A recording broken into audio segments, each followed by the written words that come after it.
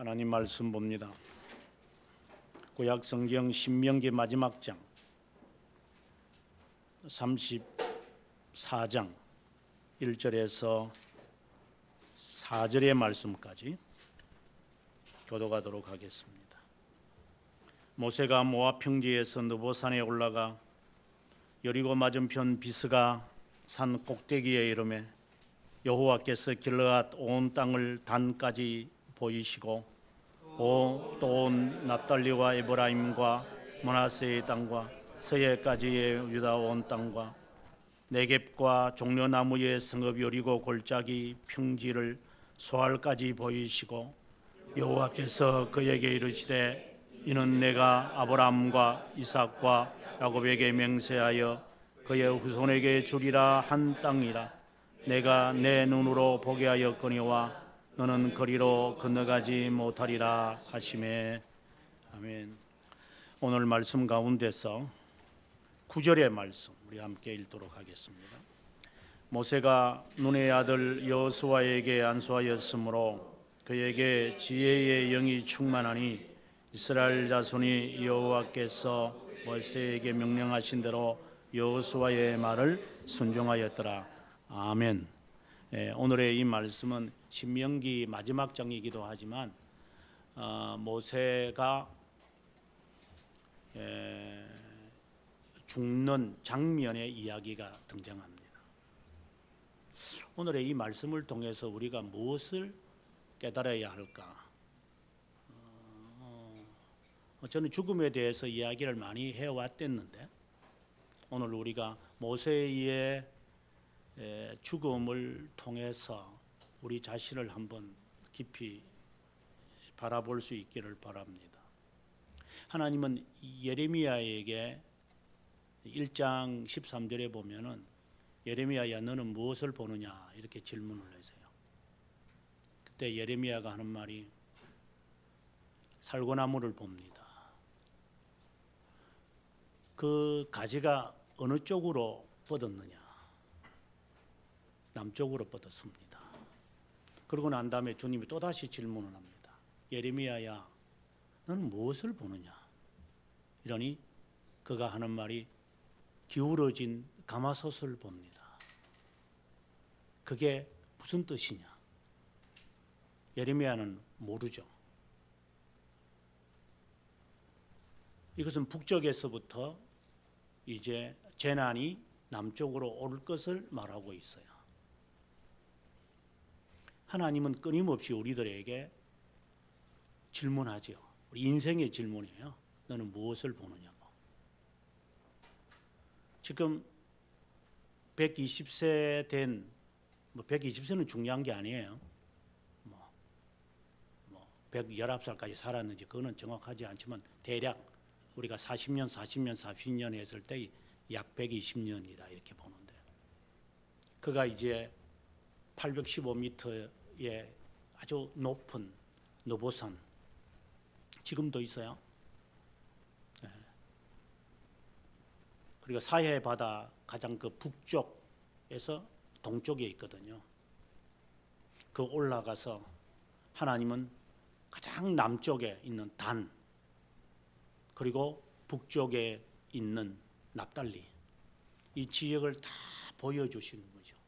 높은 산에서 우리가 북한산을 우리가 올라가 봤지만 이번에는 뭐 나지막한 관악산 올라가서 좀 시시했죠. 실제로 북한산 가본 사람은 관악산 이거는 그냥 우리가 영어로 말하는 피스 오브 케이크이죠. 그냥 아무것도 아닌데 어쨌든 그 올라가서 이렇게 서울 시내를 이렇게 바라보았을 때 그때 기분이 어때요? 대청봉에 올라가서 속리산 올라가서 이 속초 이렇게 동해 바다를 쫙 보면요 사람이 조금 생각이 달라져요. 높은 산에 올라가서 이 세상을 이렇게 바라보면요 심지어 남산 저 꼭대기 그 탑에 올라가서도 서울 시내를 한번 보세요. 사람은 가끔씩 높은 곳에서 자기 자신을 한번 봐야 돼요. 오늘 우리가 공부하면서도 하나님께서 에스겔이 너무 힘들다 하니까 하나님이 에스겔의 머리카락을 딱 붙잡고 끌어올려 버렸죠. 네가 정말 세상에 대해서 그렇게 불만을 털어놓고 그러는데 내가 정말 한번 진짜를 보여주면 하고 머리카락을 딱 집어서 이렇게 잡아서 확 잡아 당겼죠. 뭐 그때는 장발이었는지 모르죠. 우리 아이들 이렇게 어릴 때 잘 안 보이면은 이렇게 잡아가지고 쭉 올리잖아요. 네. 그러면 애들이 못 빠진다고. 못 빠지긴 못 빠져요. 그냥 이렇게 쫙 올리면 이렇게 씩 올라가서 보이냐 하면 아빠 보여요. 이런. 그러고 난 다음에 하나님이 그 높은 곳에 우상이 질투의 우상이 있는 걸 에스겔에게 보여주고 그러고 난 다음에 성전으로 내려오게끔 하시고 성전의 벽을 이렇게 허무니까 안에 온갖 더러운 것들이 막 쏟아져내는 마치 우리가 영화를 보면은 좀 잔인한 영화지만 이렇게 창자가 이렇게 흘러나와서 사람을 죽이는 그 스코틀랜드의 초대 왕이라고 하는 에드워드 1세가 이제 우리가 잘 아는 윌리엄 월리스가 있었던 시기에 스코틀랜드 제1대 왕이 되는 그 에드워드 1세가 되기까지 여러 어려움이 많이 있었는데 자기 동생들을 영국 왕 조지가 와가지고 자기 동생들을 이렇게 팔로 이렇게 매달아 가지고 이렇게 손으로 칼 가지고 배를 이렇게 확 잘라버리죠. 그러면 마치 우리가 돼지 곱창 먹는 식으로 이렇게 이 창자가 확 이렇게 흘러 나오면서 보통 사람들 고통스럽게 죽일 때 그렇게 죽이거든요. 배를 이렇게 확 갈라버리면 여기에 안에 있는 한 1m 이상 되는 곱창이 막 나오죠. 그래서 하나님께서 에스겔에게 보여주는 거죠. 네가 세상을 그렇게 원망을 하고 그러는데 너는 얼마나 더러운 거 내가 보여주마.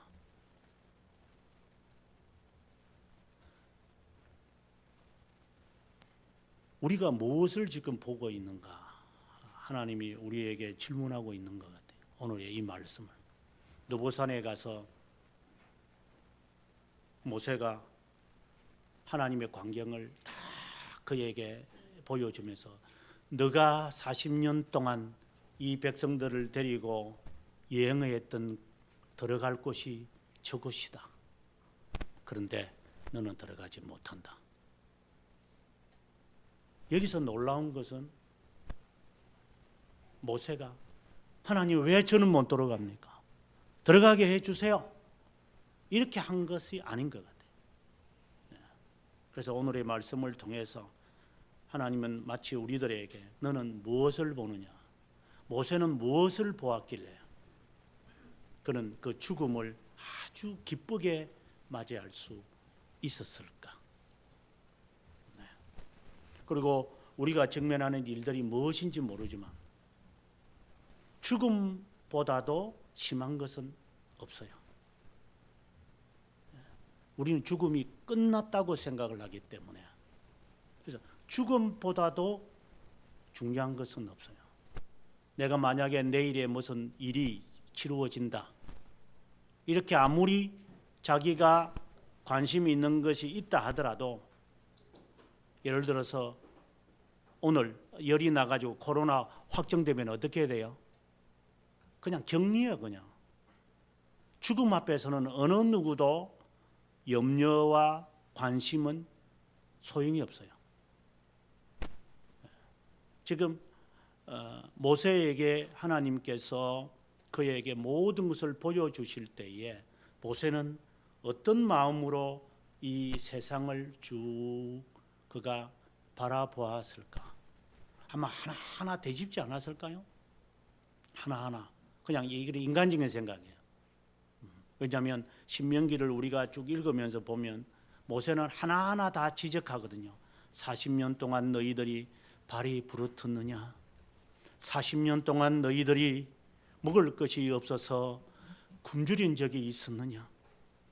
너희가 40년 동안 지내면서 목이 말라가지고 갈증을 가진 적이 있었느냐? 그것을 이게 쭉 40년을 되돌리는 것을 보게 될 때에 아마 이 죽음의 이 직전에서도 아마 그가 모든 것을 주마등처럼 이렇게 쭉 지나가지 않을까. 나이가 든 분들을 보면은 말이 잘 없어요. 수다를 많이 안 떴어요. 저는 충분히 이해가 되는 것 같아요. 아직 수다를 떠는 사람들은 아직까지 자기 자신을 잘 통찰하지 못하고 있으니까 수다를 떠는 거죠. 인생을 다 겪어보신 분들은 그냥 가만히 그냥 척은히 바라보고 그냥 뛰어노는 모습 그냥 가만히 바라보는 거예요. 왜? 준비해야 되니까. 그리고 그것을 지나온 과거들을 주마등처럼 쭉 이렇게 살피는 거예요.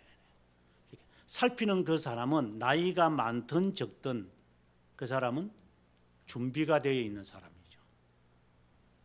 자신을 이렇게 되돌아보지 않고 이렇게 그냥 관심 없는 사람들,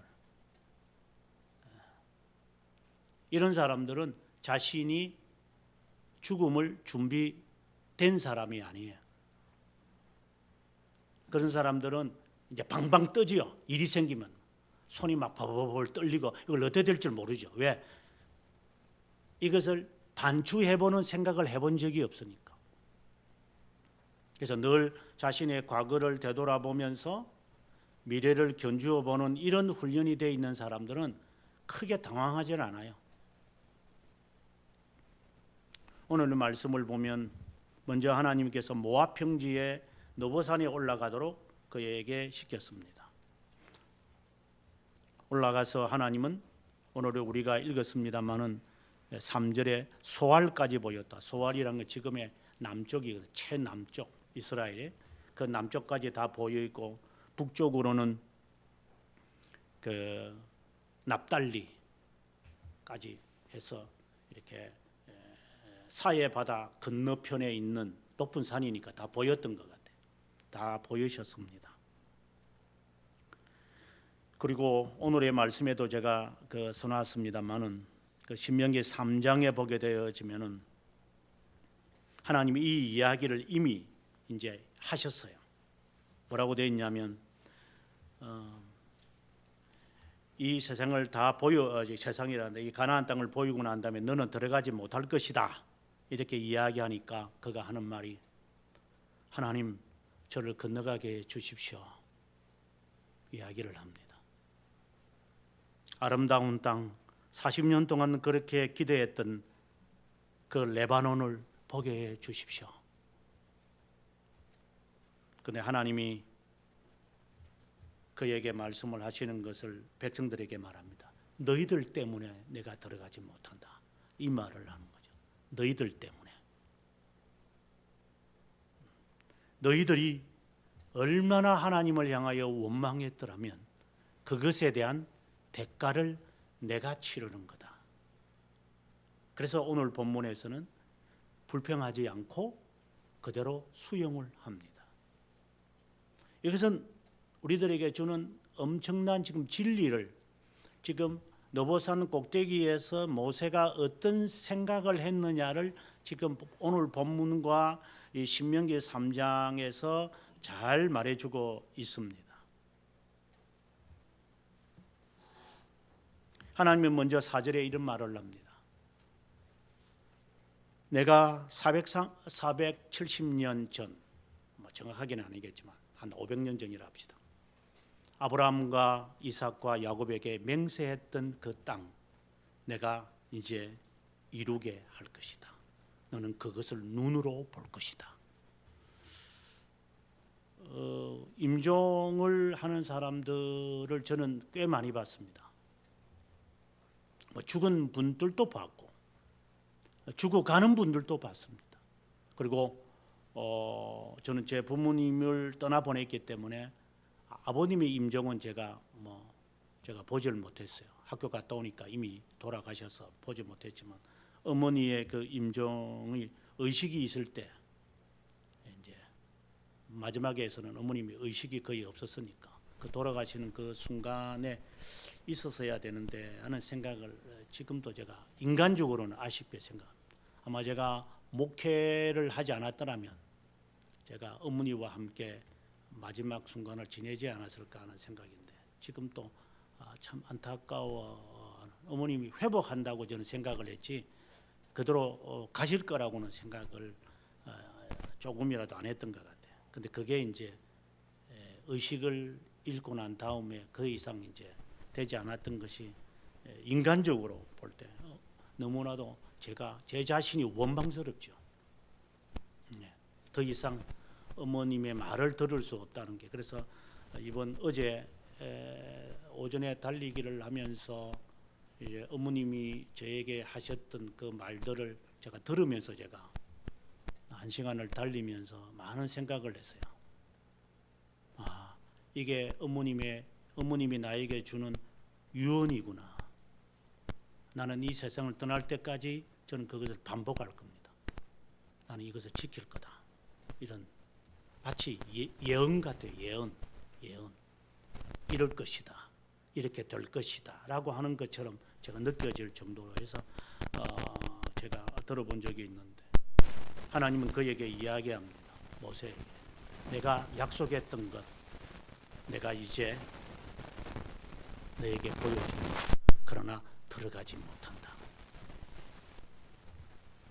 그러고 난 다음에 모세는 죽었다 라고 이야기가 되어 있고 지금도 무덤이 어디 있는지 모른다 이렇게 되어 있어요.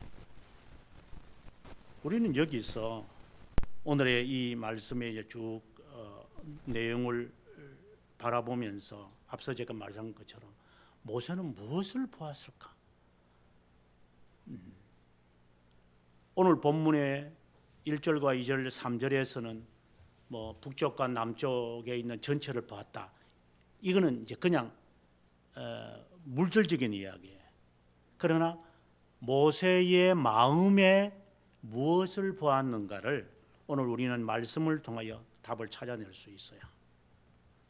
먼저 방금 읽었던 4절의 말씀처럼 하나님은 약속을 이루시는 분이구나를 그는 보았어요. 저는 하나님의 자녀들은 하나님의 약속의 성취의 과정을 살피는 것이 우리가 봐야 할 첫 번째 일이라고 봅니다. 저는 그런 말을 많이 했어요. 저는 기도를 녹음했다 그랬어요. 여러 차례 들은 분들이 많을 거예요. 제 20대, 30대, 40대, 50대 뭐 지금에 와서도 녹음하고 있지만 한 번도 하나도 예외 없이 하나님은 성취합니다. 인간들이 머리가 나빠서 까먹기 때문에 하나님을 향하여 원망하는 거지 하나님은 하나도 예외 없이 다 성취합니다. 욕심이 잉태해가지고 많아가지고 이거 해결하면 저거 하고 싶고 저거 해결하면 또 요거 하고 싶고 이래서 욕심이 문제지 하나님은 약속을 다 성취합니다. 저는 어린 나이였지만 먼 훗날 저는 기억하고 싶어서 저는 녹음을 했어요. 그래서 여러분들에게 저는 도전장을 던지죠. 녹음해라. 녹음해서 하나님이 응답을 안 했다면 예수 믿지 마라. 믿을 이유가 뭐 있어요? 약속을 안 지키시는 하나님을 우리가 왜 믿어야 돼요?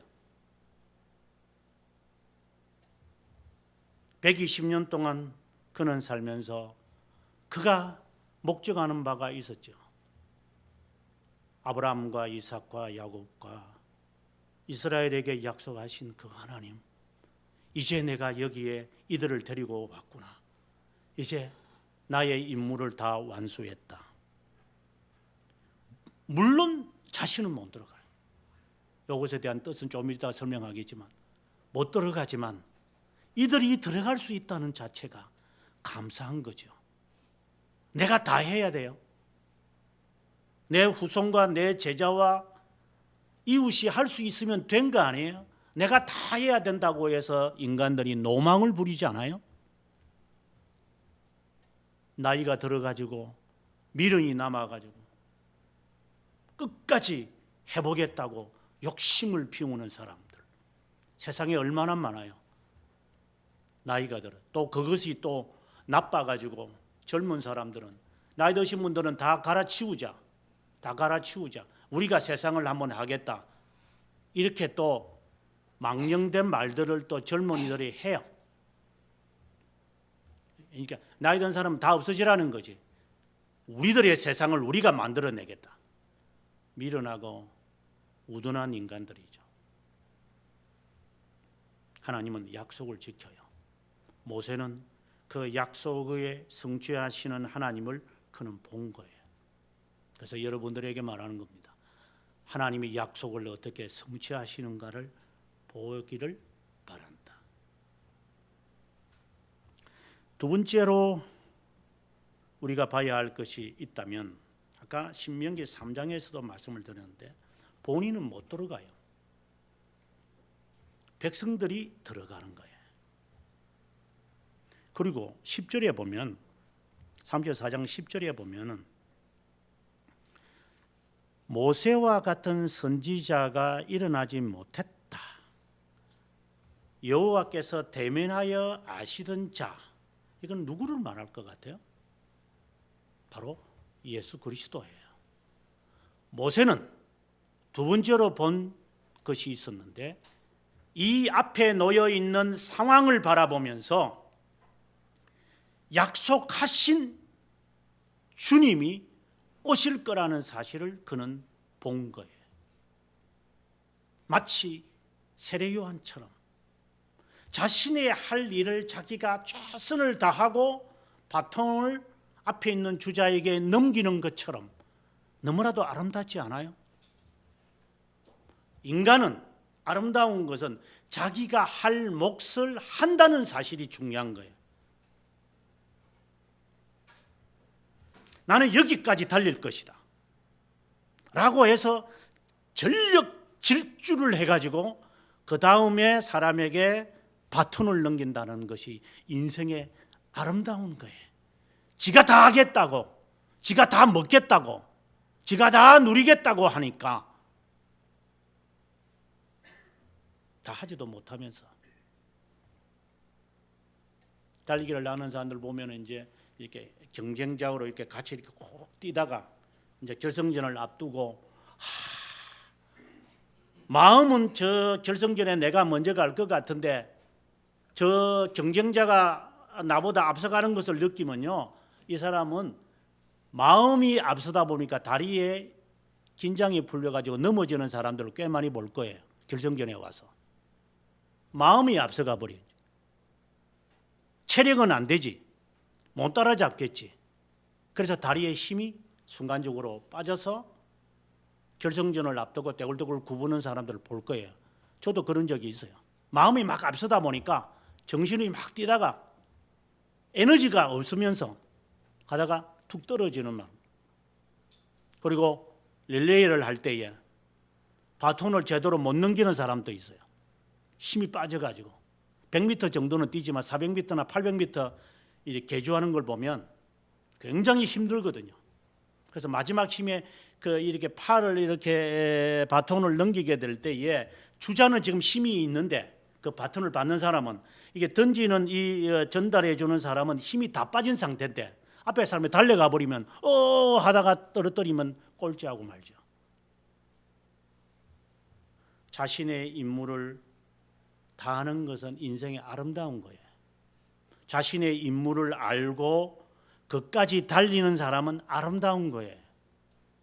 모세는 그런 사람이었어요.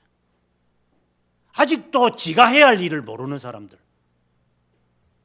학생은 학생이 해야 될 일, 어른은 어른이 해야 될 일, 남자나 여자가 엄마가 해야 될 일을 아직도 모르는 사람들. 정말 한심한 사람들이죠.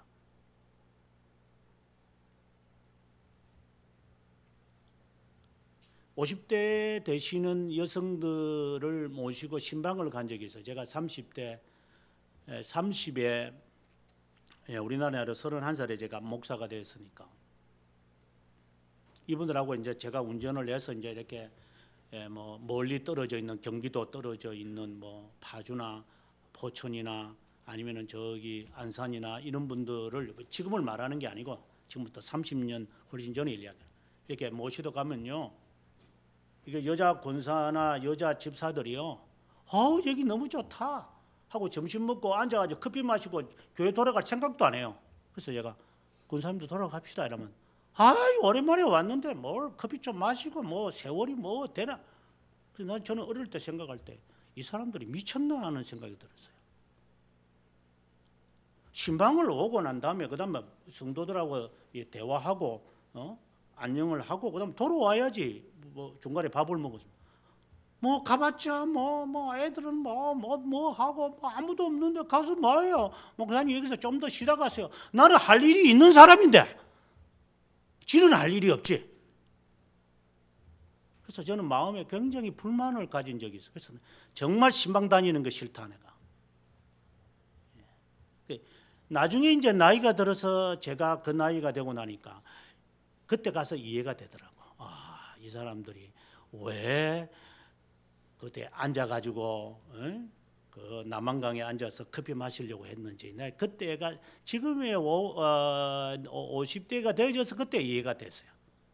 그때는 전혀 이해가 안 됐어요. 저는 가가지고 해야 할 일이 있는 사람인데 할 일을 모르는 사람들, 세례요한과 같이 할 일을 아는 사람들, 멋있는 사람이에요. 모세는 그것을 알게 되었죠. 자기는 비록 못 들어가더라도 자기가 할 일을 자기는 다 한 사람이에요. 근데 우리는 여기서 끝나면 안 돼요. 바로 앞서 제가 10절에 이야기한 것처럼 앞으로 도래할 메시아를 그는 보았다는 거예요. 예수 그리스도가 우리를 위하여 대속 제물이 되셨는데 그리스도가 취한 것이 뭐 있어요? 우리는 예수 그리스도 때문에 취한 것이 많아요. 하늘나라를 취했지요.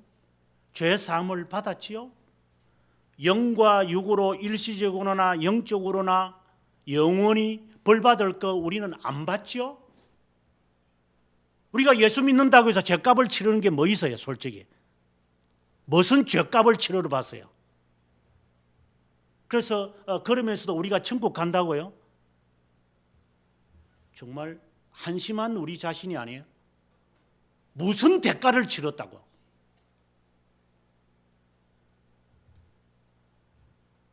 하늘나라를 보장받았다고 이야기를 하는데 내가 당해야 할 끔찍한 그 형벌, 교리에 의하면 신앙고백서 웨스트민스터에 의하면 영과 육으로 일시적이나 영원히 받아야 할 형벌을 그분이 받으셨다 이래 돼 있어요. 영원히 받아야 할 이 형벌을 그분이 대신 받았다. 주님은 모세처럼, 그래서 히브리서 1장에서 3장까지 가보면 모세와 예수 그리스도를 대조하고 있어요. 모세는 마치 예수 그리스도와 유사한 거예요. 모세는 영광을 갖지 못했어요. 그는 눈이 흐리지 않을 정도면, 저도 눈이 그렇게 나쁘질 않아요. 책을 볼 때 뭐 안경 끼고 이렇게 보지는 않아요. 그래도 캄캄하니까 빛이 없으니까 이렇게 눈을 찡그리고 제가 성경을 읽고 이렇게 합니다만, 근데 120세가 되도록 눈이 흐리지 않았다는 것은 아직 죽을 때가 안 됐다는 것이 그거. 근데 왜 제가 못 들어갑니까, 하나님? 왜 못 들어가죠? 너희들 때문에라고 그랬어요. 예수 그리스도가 왜 죽어야만 했죠? 나 때문에 죽은 거야.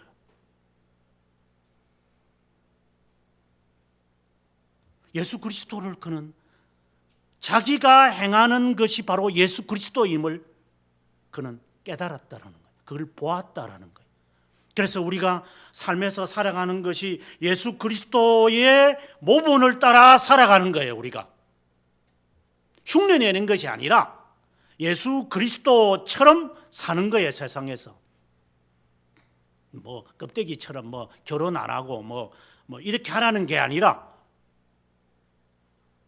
온유하고 겸손한 심정으로. 그래서 모세는 예수 그리스도를 바라본 거예요. 특별히 10절에는 뭐라고 되어 있느냐? 여호와께서 대면하여 알았다. 고린도전서 13장에 보면은 그때는 얼굴과 얼굴을 대하여 볼 것 똑같은 이야기예요. 얼굴과 얼굴을 대하여 본다. 이것은 신성을 의미해요. 바로 성자 하나님을 의미한다고. 아버지께서 나를 낳으신 것처럼 내가 아버지를 알았다. 아버지가 내 안에 있고 내가 아버지 안에 있다. 이러한 표현을 다르게 표현하면은 얼굴과 얼굴을 대하여 보았다라고 하는 말이거든. 바로 모세는 앞으로 초림하시고 재림하실 예수 그리스도를 본 거예요. 너무나도 멋있는 삶이다. 아직 죽을 때가 안 됐어요. 아직 건강한 사람이에요, 그 사람은. 최근에 뭐 사람들이 건강해서 이제는 뭐 은퇴도 더 뒤로 미루자 이래요. 뭐 교수직도 70세로, 그다음에 공무원들도 65세. 기분 좋아해요. 일거리 생겼다고.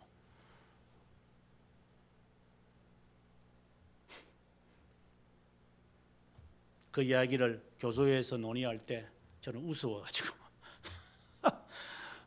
기가 차는 소리 하지 마라. 당신이 5년 동안 더 일하면 후배들은 5년 동안 또 기다려야 돼. 못된 욕심이 가득 차서. 아직 내가 멀쩡한데. 멀쩡해도 그만둬야 돼. 병 걸려 죽을 때 나는 아직 건강한데 내가 왜 병으로 죽어야 돼 이렇게 해요. 그냥 죽을 때 되면 죽는 거예요. 그냥.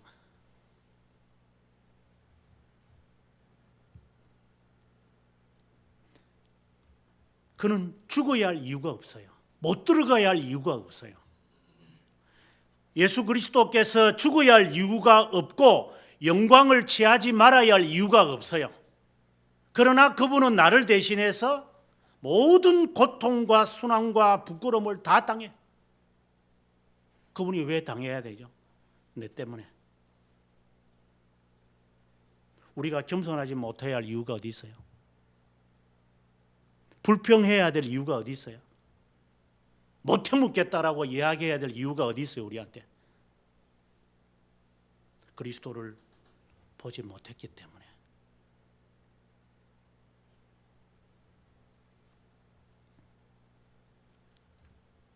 그 다음에 세 번째로 우리가 모세를 보게 되어지면은 7절에서 보면 기력이 쇠하지도 아니했다. 방금도 말씀을 드렸지만 이런 모습을 볼 때 그는 죽을 때가 아니에요. 그러나 그는 죽음을 맞이하고 떠날 것을 그는 본다는 것이 아름다운 거예요. 그렇죠. 만약에 하나님께서 그런 사람은 참 행복하죠. 저는 모세는 굉장히 행복하다고 저는 보는 사람인데, 모세야, 내가 너 생명을 내가 거두겠다. 하나님, 할 일이 많은데 왜 저 생명을 거두십니까? 네가 없어도 될 일이야. 그 말이 얼마나 좋은가 생각을 합니다.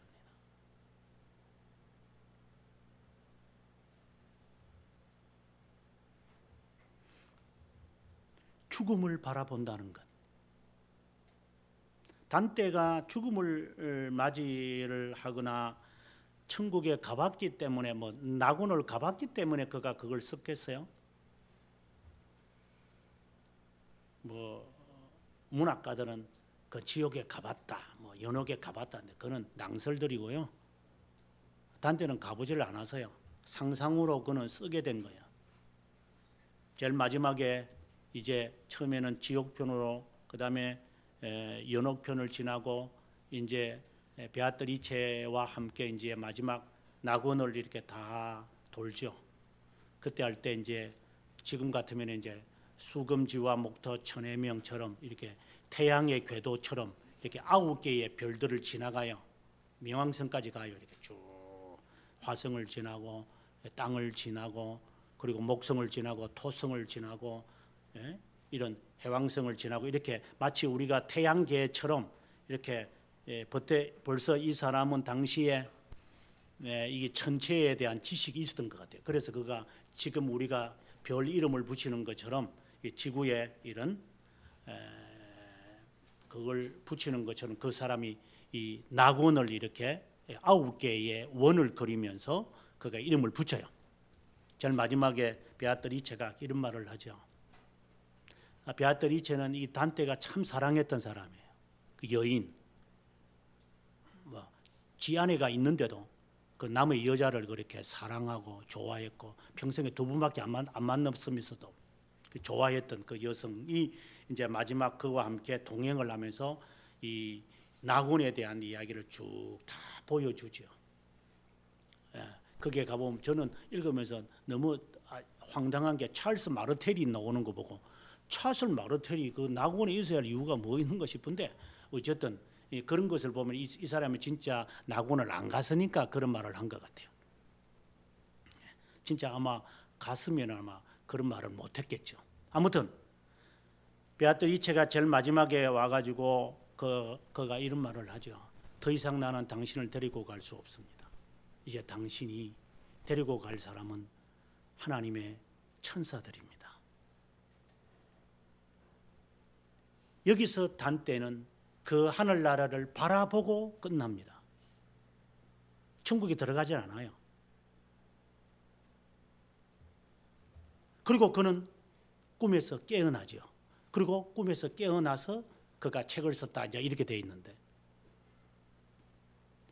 저는 단테의 신곡을 읽으면서 무슨 생각이 드느냐면 이 사람은 정말 많은 것을 보았구나. 이 사람은 죽음을 본 사람이다. 죽어 본 사람이 아니라 죽음을 경험한 것이 아니라 죽음에 대해서 여실히 살핀 사람이니까 이러한 작품을 쓸 수 있구나. 모세는 죽음을 본 사람이에요. 하나님이 이제 나를 데려가시는구나. 모세야 데리고 가마.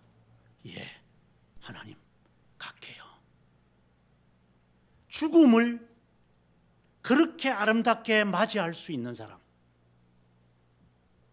지금은 주님이 우리에게 하는 말이에요. 너는 죽음을 아름답게 맞이할 수 있느냐?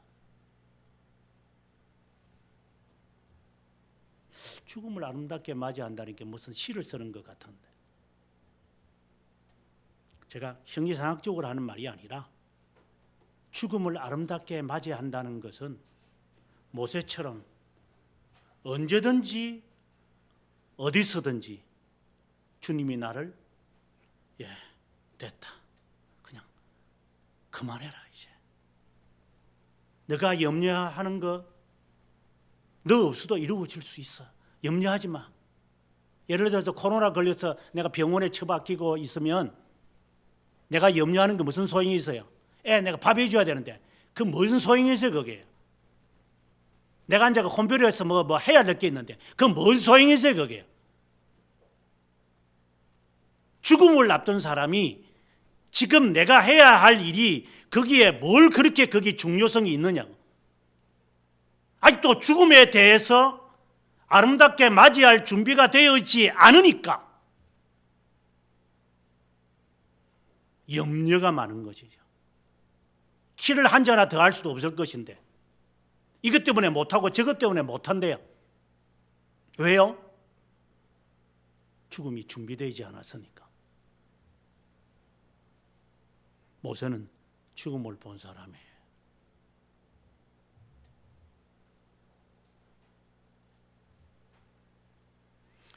그리고 더 나아가서 하나님은 모세를 향하여 나의 종이라고 이야기를 합니다. 9절에 보면 모세가 눈의 아들 여호수아에게 안수하였으므로 그에게 지혜의 영이 충만하고 이스라엘 자손이 여호와께서 모세에게 명령하신 대로 여호수아의 말을 순종하였더라. 그리고 5절에 보면 여호와의 종 모세, 상당히 특이하게 말이에요. 모세를 향하여 주님이 종이라고 이야기를 해요. 그러면 이 사람은 자기가 해야 할 그 일에 대하여 분명히 아는 사람이었어요. 종이다. 그래서 나중에 사도 바울은 주의 종된 나 바울은 자신의 신분에 대해서 분명히 아는 사람이에요. 히브리서에 보게 되어지면은 모세는 종으로서 하나님께 봉사했고 예수 그리스도는 아들로서 봉사했다. 이런 말이 대조가 돼. 마치 앞서도 말씀드렸지만 모세는 예수 그리스도를 예상하는 삶을 살았어요. 그래서 모세와 같은 선지자가 일어날 것이라고 이야기를 해요. 그래서 모세는 마치 예수 그리스도를 모세를 이렇게 딱 치워버리면 예수 그리스도가 딱 등장하는, 그는 종으로서 확실하게 사는 사람. 예를 들어서 우리가 사람들이 나를 바라보는데 여러분들이 저를 보는데 제가 카드 섹션에서 내가 만약에 제가 없어지고 나면 그러면 저 뒤에 예수 그리스도가 계셔야죠. 다른 말로 한다면 지금은 여러분들이 제 말을 듣고 있겠죠. 제가 하는 말, 스피치를. 근데 이것을 통하여 예수 그리스도를 깨닫게 온전히 깨달았다면, 이제 비로소 복음을 깨달았다면 저는 여호와의 종이겠죠. 내 말을 한다거나 내 사상을 전한다거나 목사이면서 만약에 그렇게 해서 우리 교회는 막 이런 이상을 갖고 있어, 이런 꿈을 가진 교회야, 이것만 남아있고 예수 그리스도를 만나게 하지 못했다면 그 사람은 여호와의 종이 아니라 그 스스로가 주인이겠죠. 만약에 부모와 자식과의 관계도 마찬가지죠. 부모가 최선을 다해서 부모를 여의고 난 다음에 자녀가 나는 부모에게서 받았던 최고의 유산은 예수 그리스도다, 그런 말을 하지 못한다면 그 부모는 잘못 산 사람이에요. 내가 부모를 보니까 예수 믿기 싫다 하면 그 사람은 가짜배기예요. 그는 인생 잘못 살은 사람이에요. 나는 아버님처럼 엄마처럼 예수 안 믿겠어 라고 자녀가 말한다면 그 사람 인생 잘못 사는 거예요. 다른 말로 말하면 지옥 갈 사람이라 이 말이야. 재산 남겨줘서 뭐 할 거예요?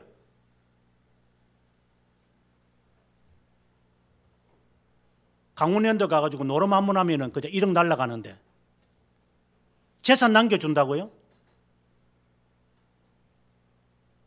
여러분 부모님께서 어떤 재산 받아봤어요? 그게 그렇게 가볍게 보입니까?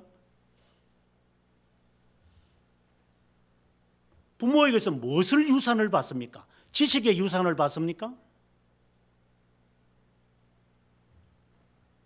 그건 학자에게서 받는 거예요. 삶의 유산을 받는다고요?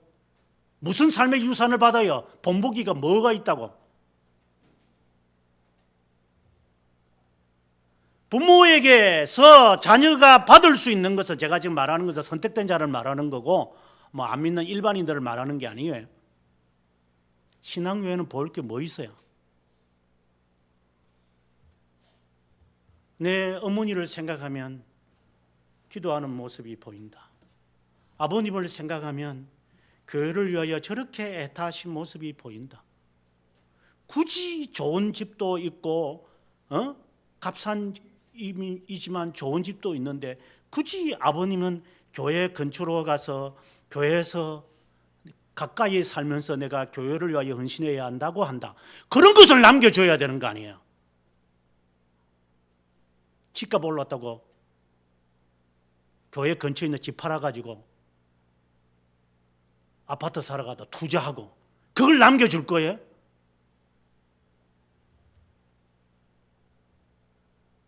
여호와의 종이라는 것은 그가 사라졌을 때 주님이 보이게끔 하는 거죠. 그래서 당신이 오실 메시아입니까? 라고 세례요한에게 사람들이 질문하자 저는 신들매도 풀지 못합니다. 저는 그냥 신랑을 위하여 온 사람에 불과한 것입니다. 내 뒤에 오신 이가 계십니다. 이게 아름다운 삶 아니에요? 내가 너의 부모가 되었던 이유는 나를 통하여 너가 예수 그리스도를 깨닫게 하기 위함이라는 사실을 알면 그 부모는 제대로 된 부모예요. 만약에 내 부모를 통하여 내가 예수를 믿은 사람이 아니라면 그 사람은 커서 그 사람이 되어야지 이제. 그래서 예수 믿는 사람하고 결혼하라는 거예요.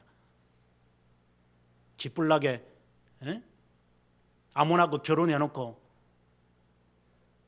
자녀 예수 못 믿게 만들지 말고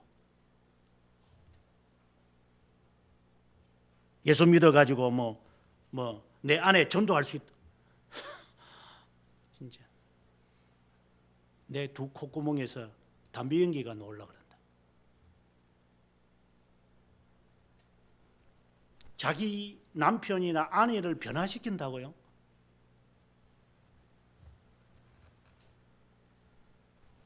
천만 명 가운데 한 명 정도는 있겠지.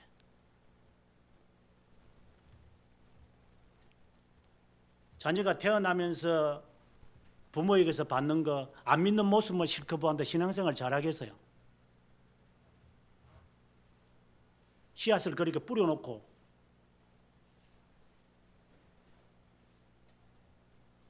지금은 저렇게 뭐 학력이 좀 없는 여성이고 좀 이렇게 지식에 모자라는 남성 같지만 평강공주가 바보로 온다를 만들어서 장군이 되게 만들 수 있잖아요. 지금 보이는 열쇠가 그렇게 좋아가지고 눈이 현혹이 되어가지고 한 거 아니에요. 자녀를 낳고 내가 기쁨을 누리는 것은 내가 너의 부모가 된 이유는 너를 하나님의 자녀라는 사실을 깨닫게 하기 위함이 내가 너의 부모가 되는 목적이다. 대리만족시키려고 자녀 낳는 거예요? 내가 못한 공부를 시키려고? 내가 이루지 못한 꿈을 이루려고 자식을 만드는 거예요? 그래서 노란버섯 태우고 보내는 거예요?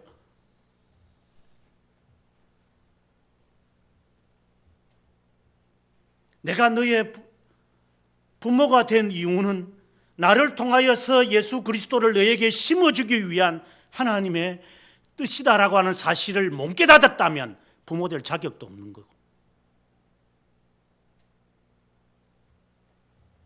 이 세상에 내가 살아야 할 이유도 결혼하고 난 다음에 내 자녀에게 하나님에 대하여 좀 더 일찍 깨닫게 하기 위함이지, 그 목적을 아직까지 깨닫지 못했다면 그 사람은 아직 중생이 되지 못한 사람이겠고,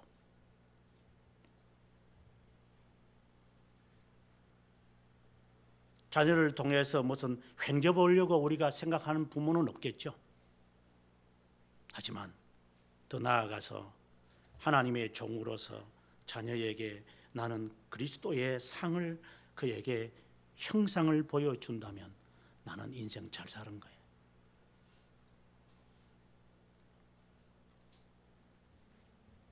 왜? 모세는 그런 삶을 살았기 때문에. 나와 같은 선지자를 주님께서 일으키실 것이기 때문에. 그리고 나를 대신하여 후임이 될 사람이 여호수아예요. 여호수아는 히브리어로 여호수아지만 그리스로 말하면, 헬라어로 말하면 예수 그리스도라. 사도 요한처럼 내 뒤에 오시는 그분이 여호수아다, 예수다. 내가 살아야 할 이유도 예수다 라고 하는 것을 이 모세는 정확하게 그는 알고 있었던 사람이다.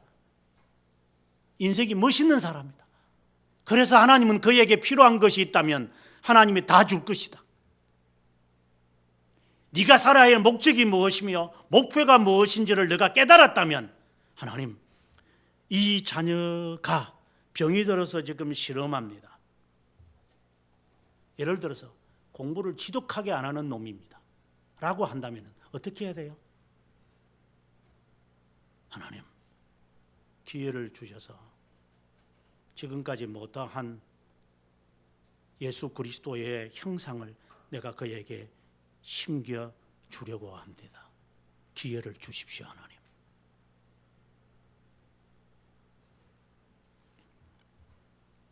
언젠가 이런 말을 한번 했는데,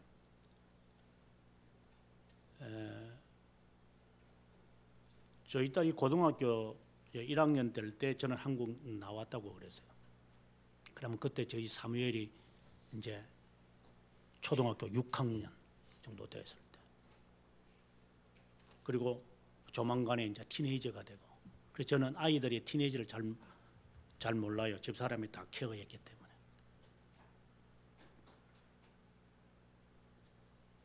그래서 아이들이 뭐 이렇게 정답게 뭐 누구를 만나거나 고민이 뭐거나 이것에 대해서 제가 잘 뭐 영어가 딸려서 모르는 게 아니라 진지하게 아빠와 함께 이렇게 미래를 이렇게 논하고 토론해야 될 그 장이 사실상 형성이 안 됐죠.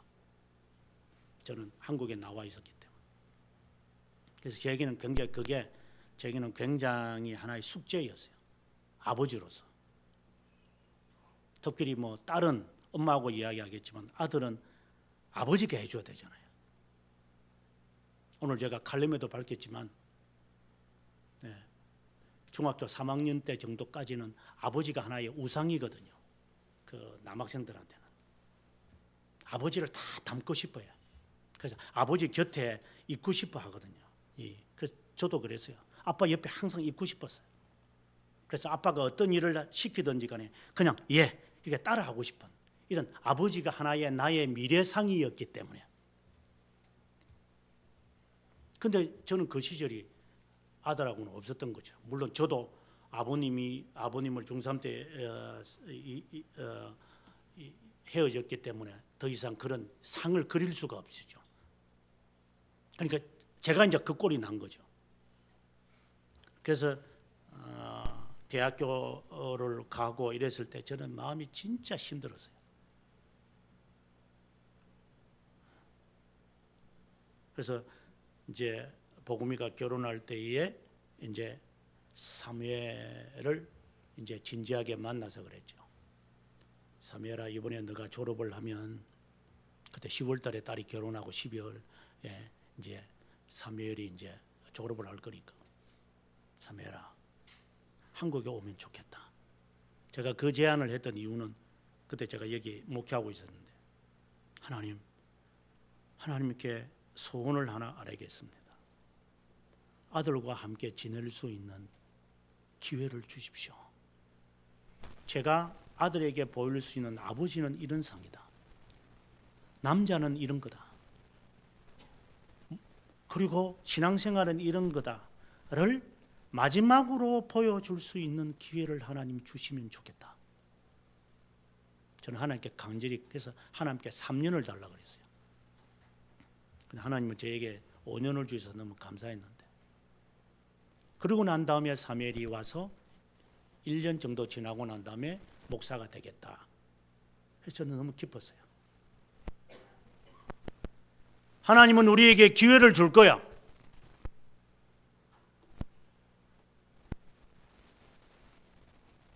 아직까지 예수 그리스도의 형상을 자녀에게 못 심어줬다면 해라. 이제 나중에 가서 피눈물 흘리지 말고 지금 해라. 이게 너가 자식을 낳은 이유다. 네가 하고 싶은 일을 하지 말고 예수님의 형상을 인각시켜라. 이게 우리에게 주는 하나님의 명령이에요.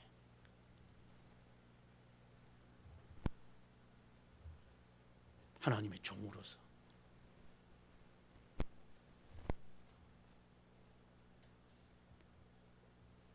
엄마는 어떤 사람이요? 직장 다니는 사람인데요.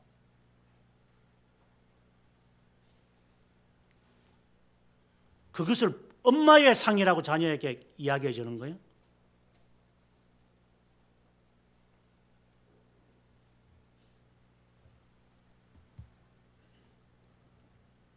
사회적으로 그렇게 명성을 날리는 사람이 되었다. 그게 뭐 그렇게 중요한 거라고.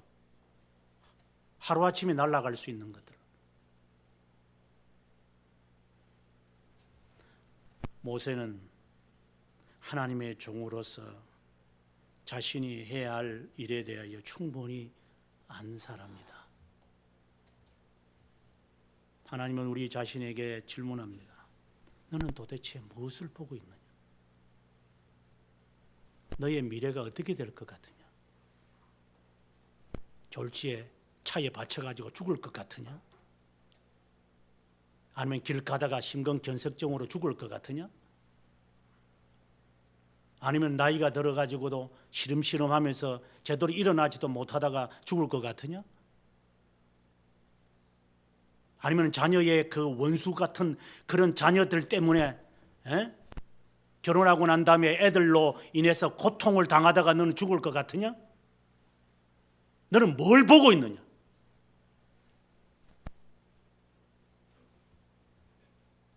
너 이렇게 살고 있다가 너 미래가 뭐 보장될 것 같으냐? 몸만 지키고 살다가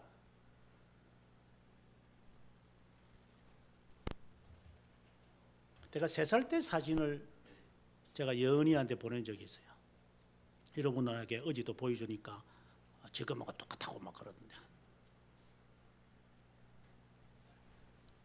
그 사진을 보면서 어머니가 했던 이야기가 있어요. 남 목사가 3살 때, 네, 이제 4살 때 이때 이제 기억을 하시니까 저는 기억이 잘 없는데 어머님은 이제 기억을 해서 저한테 이제 하시는 말이에요. 지금 뭐 산이 열심히 이렇게 노는 것처럼 여기 꼬마 하윤이가 막 노는 것처럼 애들은 이 가방 메고 오는 그 가방 안에 장난감 집어넣고 오는 거잖아요. 성경책은 아니고 놀라고 좀 교회 오는 거잖아요. 저는 그걸 귀엽게 봐요. 뭐 나쁘게 보는 게 아니라. 뭐 저도 그랬으니까 교회 뭐 놀러 가는 거지 뭐 말씀 들으러 가겠어요. 1시간 반 속을 설교 들으러 오겠어요. 애들이 오면은 뭐 잠자고 끝나는 거지. 그러니까 제가 3살 때, 4살 때 어머님이 이제 하는 말이야. 너는 밖에 시큰 이렇게 막 친구들하고 막 저는 이렇게 친구들하고 놀러 다니는 게 좋았던 것 같아요. 지금도 생각했어요. 저는 공부하는 게 싫었으니까. 뭐 3살, 4살 때 공부라는 게 있었겠어요. 어쨌든 막 싸돌아 다니다가 저희 어머님이 집에서 이렇게 뜨개질을 이제 이렇게 어머님 뜨개질을 잘하셨죠. 구정 뜨개질. 그럼 집에 살 와가지고 이렇게 방문을 제가 이렇게 살 연대요.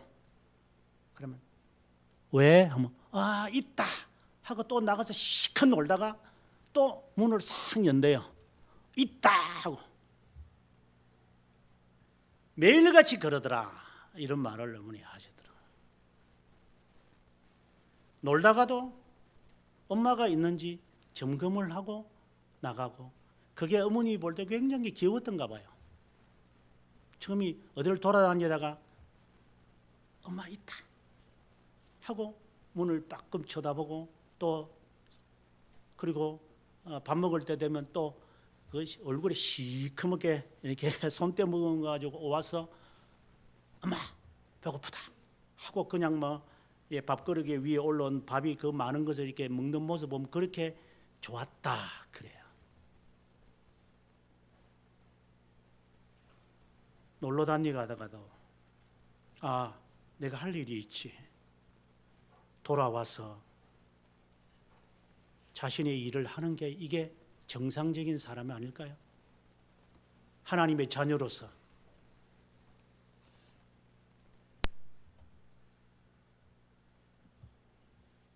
밖에 나가면은 어딜 갔는지도 모르고 마치 연줄 끊어진 것처럼 어딜 가야 할지도 모르고 이게 그냥 날아가는 게 좋은가요?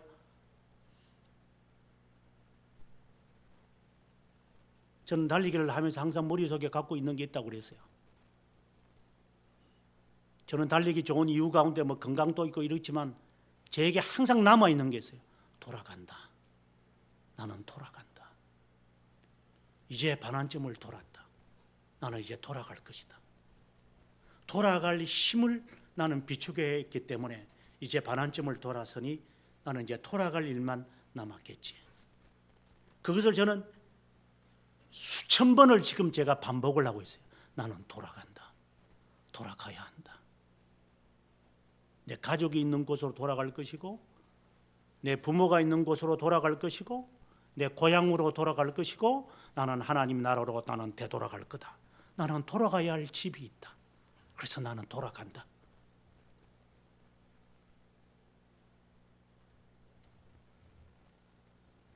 우리가 바쁘게 일을 하다가도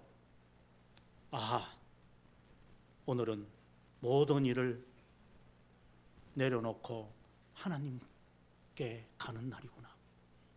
이 훈련이 우리에게 되어 있어야 되잖아요.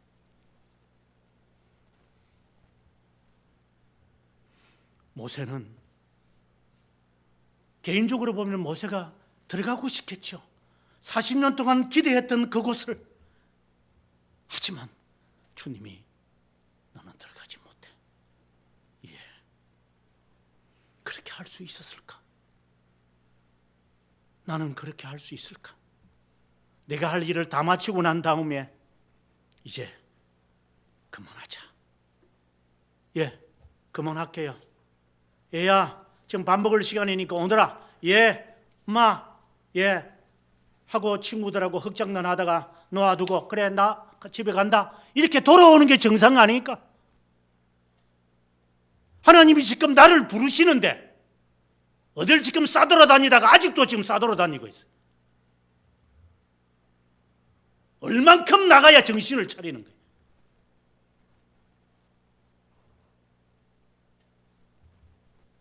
언제 그만둬야 될 거예요? 이런 행동을 그만둬라.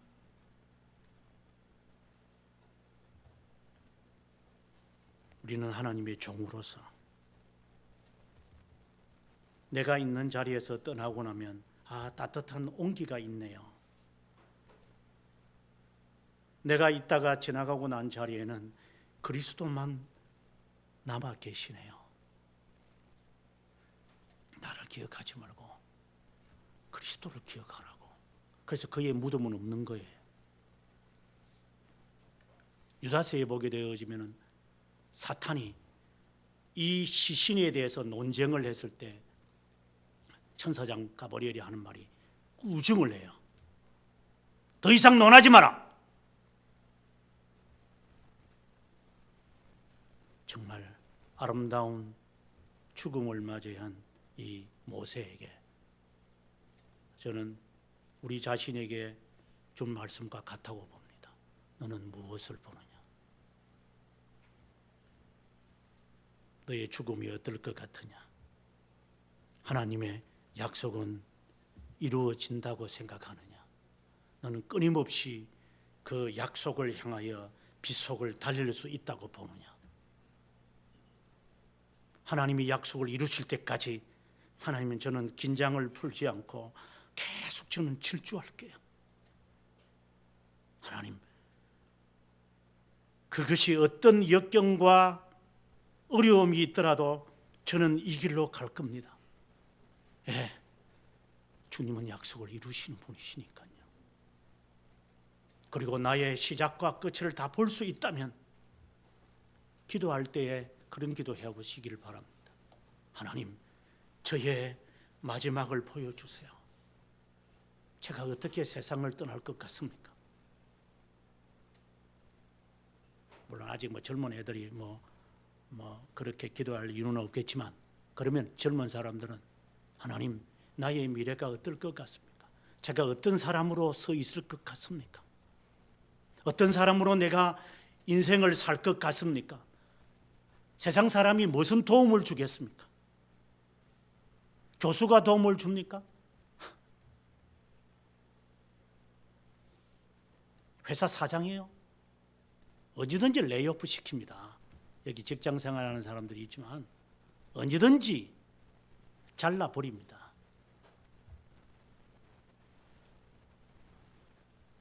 언제든지 함정이 있습니다. 인생에서. 그것이 우리의 미래의 보장입니까? 우리의 보장은 하나님만이 하십니다. 하나님이 나의 보장입니다. 그렇다면 그분의 뜻을 깨달으려고 해야지요. 어떤 헛된 구덩이를 파면서 정말 파야 될 웅덩이에서 물을 빼내지 못하고 엉뚱한 것만 시큰 파고 있어요. 그럼 어떤 사람은 그래요. 못난이는.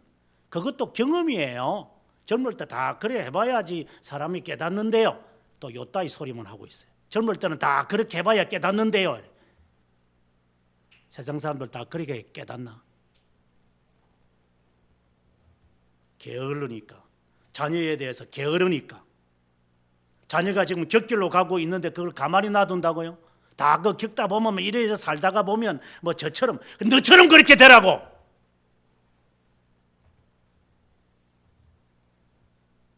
네 인생이 어떤 인생인데 너처럼 살라고. 자녀도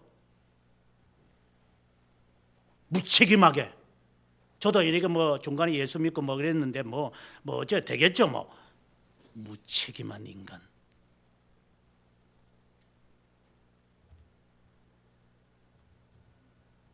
나의 미래가 어떻게 될 것 같아요?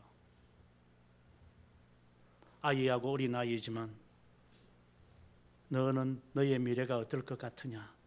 내가 너를 대신해서 지금 내가 기도하고 있단다. 너는 이렇게 될 것 같아. 아빠는 엄마는 기도하면서 알고 있단다. 그게 얼마나 아름다운 거야. 자식을 낳고 난 다음에 자식의 미래도 몰라요. 무책임한 인간들.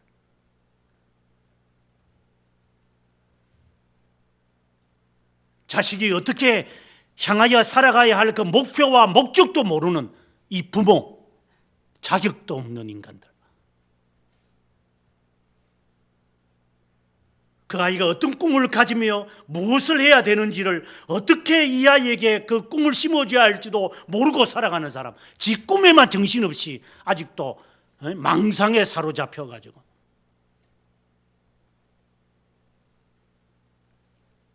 어떤 꿈을 가져야 될까? 이 아이는 자라면서 왜 내가 공부해야 되며, 왜 내가 이렇게 교회에 와서 예배를 드려야 되고, 왜 내가 이렇게 충성을 해야 되는, 왜 내가 기도해야 되는 이유에 대해서 부모는 충분하게 그 자녀에게 가르쳐야 돼요. 몸으로. 그걸 상실한 채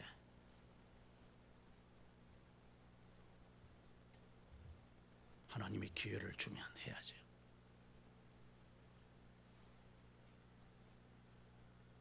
아이에게 아직도 꿈을 못 꾸겠다면 부모가 대신해서 꿈을 심어줘야지. 너는 어떤 애야, 어떤 애가 될 거라고 나는 기도하고 있단다. 너가 스스로 쟁취하겠지만 나는 너를 위하여, 너가 태어날 때부터, 너를 임신할 때부터, 너를 꿈을 꿀 때부터 나는 알고 있단다. 적어도 그 자격은 있어야지. 자식 낳아놓고 예쁜 것만 차지하고 대리만족만 하려고 그러고,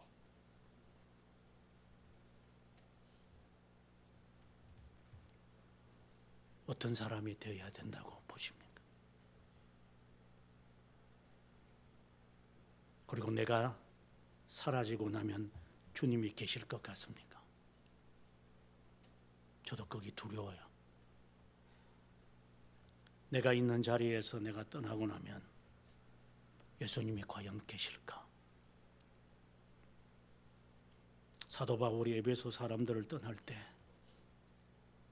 내가 밤낮으로 3년 동안 너희들에게 눈물을 흘리며 교훈했던 것을 기억해라. 말씀이 너희를 인도하실 것이다. 정말 멋있는 말을 한 것 같아요. 친구와 서로 사귀면서, 나는 너를 사귀면서 예수님을 봤다. 그런 연애를 해야 되는 거 아니에요? 나는 당신과 함께 살면서 나는 당신을 통하여 예수님을 보았어. 나를 행복해 해주는 것을 본 게 아니라 그는 안 믿는 사람도 할 수 있는 것들이고 나는 당신을 통해 예수를 봤다. 그래서 내가 예수를 믿을 거다. 침귀고리가 된 지금이지만 그러나 이것이 당신이 나에게 부린 씨앗이다. 나는 그것을 거둘 거다. 이제 당신은 무엇을 봅니까?